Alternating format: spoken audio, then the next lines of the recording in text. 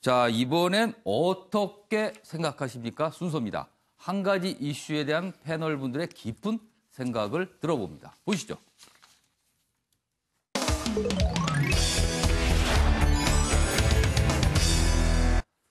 어떻게 생각하십니까? 오늘 주제는요. 위인 김정은 환영단. 이런 환영단이 있어서 저희가 한번 기사로 다뤄보도록 하겠습니다. 패널 분들께서는 기사를 소개하는 동안 생각을 적어주시기 바랍니다. 여기 있습니다. 국민일보 기사입니다. 광화문에서 나는 공산당이 좋아요. 청년들의 위인 김정은 환영단 논란이다. 이렇게 돼 있어요. 이런 발언들도 거기서 모임에서 했군요. 도심 발족식 팬클럽도 모집. 일부 시민들은 지나치다. 이렇게 우려하는 목소리도 있다고 하네요. 여기 있습니다.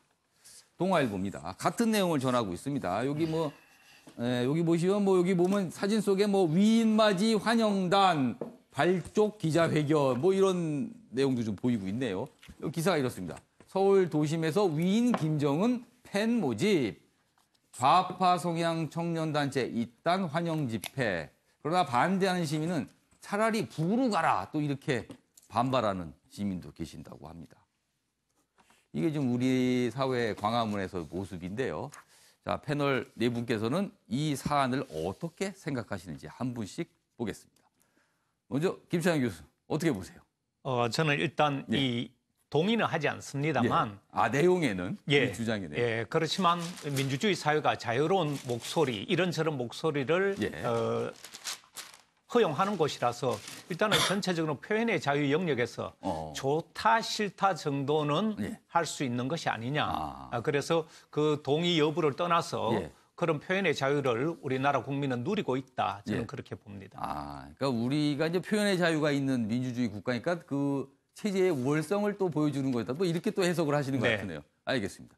자, 그러면은 김창현 교수님과 좀 다른 의견을 여기 보니까 우리 최경철 편집위원님 다른 의견 쓰신 것 같아요. 네, 저는 밥솥 얘기를 썼는데요. 아침 식사 다 하시고 나오셨는지 모르겠지만 밥솥 스위치를 누르자마자 밥이 금방 되는 건 아니거든요. 밥솥 스위치를 누르고 김도 뜸을 들이고 이런 과정이 있어야지 또 시간이 가야지 밥이 되는 것인데 결국 우리가 남북 대화를 지금 올해만 3번을 했고 북미 정상회담이 사상 처음으로 열렸는데 그것이 사실 굉장히 큰 이벤트죠. 역사적으로 굉장한 사건이었고 하지만 그런 것들이 있었다고 해서 우리가 바로 휴전선이 허물어지고 남북이 바로 평화체제로 가는 것은 아니거든요. 지금부터 남북이 정말 평화체제로 가기 위해서는 지금부터가 중요하다는 것이죠. 왜냐하면 북한이 핵을 갖고 있기 때문이죠. 핵만 없으면 저희가 지금 당장 광화문에서 저런 잔치를 벌여도 상관이 없어요. 우리는 핵을 없애야 되거든요.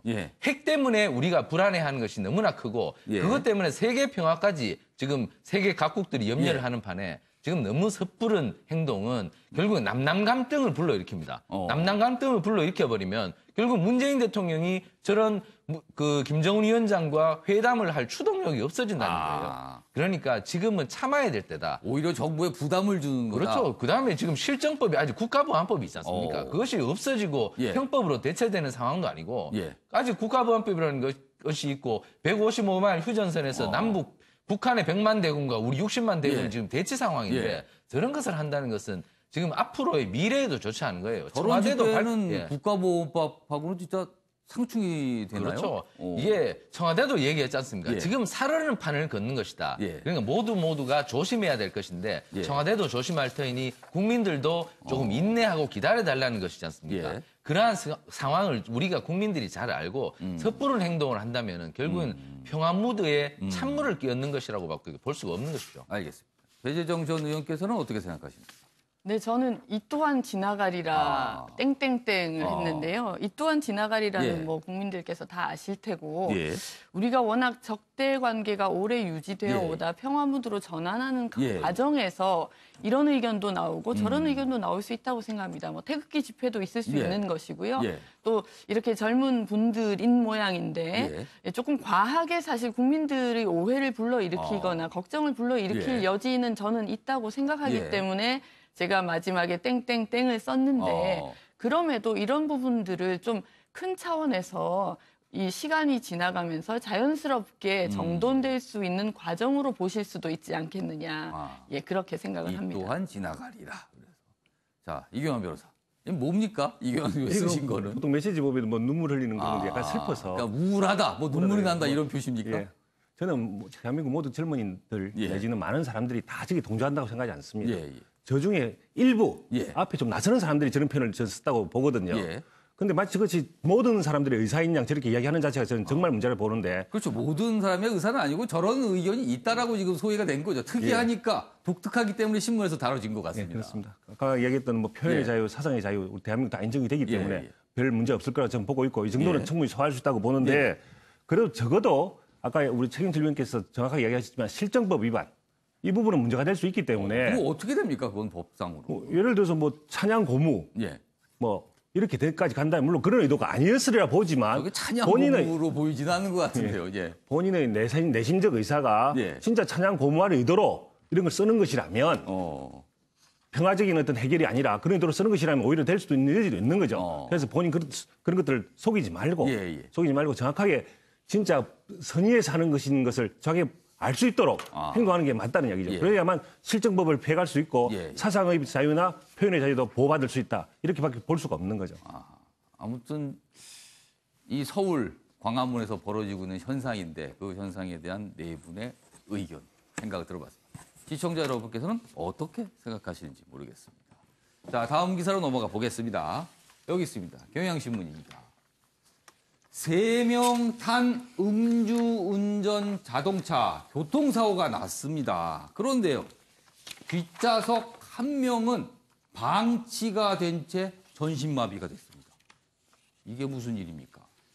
사고자들 2명뿐이라고 진술하고 경찰과 119는 확인조차 안 했습니다. 뒷좌석에 사람이 있었는데, 다친 사람이. 7시간 지난 지 공업사에서 이 다친 사람이 발견됐습니다. 전신마비입니다. 이경환 변호사, 어떻게 이런 일이 있을 수 있을까요? 사고가 났는데, 아니 그걸 확인을 안 했다는 건가요? 상식 밖의 사건인데요. 사실은 어떻게 보면 시발은 음주운전에 시발했지만 사실 음주운전하고 직접적인 연관은 없습니다. 사실은 발견해야 될 공무원이 당연히 주의의무를 가지고 뒷좌석을 살펴봐서 이런 분이 있다는 걸 찾아야 되는데 그런 주의의무를 제대로 하지 않은 거죠. 그런 부분들에 대해서는 본인들도 인정을 했습니다. 경찰관이나 공무원들이 음주운전 사고가 발생이 됐을 때 그 부분에 대해서 꼼꼼하게 살펴야 되는데 살피지 못했기 때문에 발생한 사건이다. 따라서 음주운전은 시발은 됐지만 이 자체는 음주운전하고 직접적인 연관은 없다. 이렇게 봐야 되겠습니다. 김신환 교수님, 이 사고 수습하시는 분들 뭐가 그렇게 급했을까요? 그걸 뒷좌석을 살펴봐야 되는 거 아닙니까, 당연히? 가장 기초적인 이 ABC를 지키지 않은 거죠. 거기 보면 119 구조대만 간 것이 아니라 구급대, 경찰, 특히 경찰은 초동 수사의 중요성을 늘 강조하고 우리 언론에서 반복적으로 보도하는 것이 초동 수사 실패 이런 부분이 늘 나오는데 이것도 저는 그 중에 하나의 사건이라고 보는데 거기에는 분명히 이 경찰은 지금 진술을 2명밖에 하지 않았다고 했는데 그런 술 취한 사람들이 사고 낸 자의 진술만 의존하는 것이 아니라 현장 보존이 가장 중요한데 이런 부분에 대해서 충북 경찰청도 인정을 하고 있습니다. 아니 음주운전은 심신미약이라면서요. 그럼 심신미약한 사람이 말하는 걸 다 믿으면 안 되지 않습니까? 그러니까 이제 하나의 핑계로 내세웠지 그 수사 조사를 하는 것은 경찰의 책임이죠. 거기에 또 다른 어떤 피해자, 희생자가 있을 수도 있기 때문에 꼼꼼하게 살피지 않은 초동 수사의 대표적인 실패 사례로 보이죠. 많은 분들이 이 기사를 보고 참 어처구니 없는 일이다. 그리고 전신마비 저렇게 뒤에서 지금 부상을 당하신 저분은 어떻게 해야 될까요? 다음 기사 가보겠습니다. 이번엔 굉장히 묘한 돈에 관한 이야기입니다. 여기 있습니다. 중앙일보입니다. 윤장현 전 광주광역시장 4억 5천만 원 빌려 가짜 권양숙 줬다. 이른바 이 영부인, 전직 영부인을 사칭한 사기 사건인데요. 이 문제에 4억 5천만 원이 돈이 사기를 당한 겁니다. 그런데요, 이 돈의 출처가요. 은행 두 곳서 3억 5천만 원 대출받고 지인에게서 빌린 돈 1억 합쳐서 송금을 했습니다. 그런데 갑자기 구액이는 굉장히 거액이거든요. 그래서 검찰 쪽에서 이 돈, 이게 도대체 무슨 명목이냐. 사기를 당했지만 본인은 사기가 아니라고 생각하고 준 거거든요. 그렇다면 이 돈은 공천 염두에 두고 줬나 등등 여부에 대해서 검찰이 조사를 한다. 이런 내용입니다. 옆에 기사 또 있습니다. 조선일보입니다. 영부인 보이스피싱에 4억 5천만 원 송금, 윤장현 자금 출처 수사, 검찰 대출금 출처 확인 필요. 아무튼 이 돈에 대해서 조사합니다. 윤장현 전 시장 사기도 당하고 조사도 받고 묘한 돈. 이게 어떤 상황일까요? 최영철 의원님. 근데 이분이 만약 공천을 받았고 광주시장에 당선까지 됐으면 지금 이 시점에서 이것이 불거졌을 때 어떻게 될 뻔했겠습니까? 야, 이게 참 여러 가지 운이 좋은 것이 있지만 광주 시민들도 굉장히 운이 좋다. 이분이 사실 지금 밝혀졌으면 광주가 발칵 뒤집어졌죠. 4억 5천만 원을 공천 헌금으로 주고 그것으로 인해서 공천을 받았으니 더구나 전직 대통령의 부인에게 돈이 건너갔다. 뭐 부인이 아니지만 사기꾼에게 건너갔다. 하여튼 뭐 이게 굉장히 큰 뉴스가 될 뻔했는데 그래도 이 정도 뉴스가 될 것은 저분이 공천을 천만다행으로 전직이면 발칵 뒤집히고요. 전직이기 때문에 묘하게 가는 겁니다. 그렇죠. 지금. 그러나 어쨌든 저분이 돈을 건넨 시점이 공천을 앞둔 시점이었기 때문에 저 부분에 대해서 수사를 한다니까 저 부분 문제가 될 것 같고요. 그리고 돈을 문자로 4억을 넘게 보내라고 해서 바로 보낸다. 이건 상식적으로 쉽게 납득은 안 되는데. 또 저분의 자금 출처 조사도 저분 재산에 비해서 현금이 저렇게 갑자기 생겼을 리가 없기 때문에 저 부분에 대해서도 국세청도 자금 출처를 아마 볼 거고 하여튼 저분은 돈 잃고 뺨 맞고 하여튼 뭐 여러 가지 진퇴양난에 처했는데 어쨌든 전직 광주시장으로서 빨리 귀국해서 광주 시민들께 사과해야 됩니다. 배정시 의원님. 사실 돈을 사기 당한 건데 그 사기 당하기 이전에 돈을 준 의도 이게 아마 검찰이 그런 걸 들여다볼 것 같아요. 네, 아마 이건 뭐 검찰이 조사 내지 수사를 해서 드러나야 되는 문제겠습니다만 그렇습니다. 지금 알려지기로는 4차례에 걸쳐서 돈을 보냈는데 공천 이후에도 보냈다는 거거든요. 이런 시점도 물론 이제 조사를 통해서 명확히 밝혀질 필요가 있는데 만약에 그렇다면 공천이 떨어지고 나서 돈을 건넬 이유는 없지 않았겠습니까? 그런 측면에서 또 그리고 아마 많은 국민들께서 아니 뭐 문자 정도를 받고 어떻게 돈을 보내냐라고 생각을 영부인 이름으로 된 문자를 보고 고액을 그런데 통화를 했다는 거거든요. 그러면서 그 사기를 하신 분이 뭐 목소리를 흉내내고 또 경상도 사투리를 썼다. 이런 부분들이 목소리가 얼마나 비슷했는지는 잘 모르겠습니다만 윤장현 시장으로서는 권 여사가 정말 어려운 모양이다. 이렇게 생각을 하고 주신 것 같은데. 근데 어렵다고 막 4억씩 돈을 건넬 수 있을까요? 그래서 이 부분이 약간 묘하다고 말씀하신 것 같습니다. 김창희 교수님. 저는 보통 사기 피해자들은 동정을 받습니다. 그런데 이 피해자가 손가락질 당하고 이렇게 망신까지 당하는 아주 이례적인 사건인데. 그래서 묘한 돈이라고 그랬습니다. 그런데 저는 이 사건의 심각성을 또 다른 관점에서 보면 이 보이스피싱이 얼마나 지속적으로 또 이렇게 꾸준하게 범죄가 진흥화되는가를 우리가 알 수 있는데 이 사람들에게 정치판은 아주 블루오션이라는 이런 사인을 줄 가능성이 굉장히 블루오션이다. 그렇죠. 왜냐하면 사기계의 블루오션이다. 이 정치판은 선거를 앞두고는 이런 뭉칫돈이 문자 한 통화, 적당한 이 전화 통화로 얼마든지 빼올 수 있다는 매우 잠재적으로 큰 시장으로 볼 수 있기 때문에 오히려 많은 피해자를 양산할 수 있는 이 사건에 대해서 저는 엄정한 수사가 있어야 된다고 봅니다. 알겠습니다. 이경호 변호사. 물론 이제 보이스피싱 자체에 문제가 있습니다.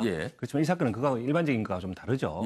분명히 정치적인 사건으로 저는 보고 있습니다. 액수가 일단 크고요. 왜 윤장현 당시 현역 시장이었죠. 현역 시장이 왜 4억 5천만 원을 권 여사가 자녀 문제로 어렵다고 해서 돈을 보내느냐. 사칭을 한 겁니다. 의문스럽지 않습니까? 보통 사람 같으면 이걸 주겠습니까? 아무 줄 의도를 더 그 큰 돈을 줄 때는 반드시 무슨 의도가 있습니다.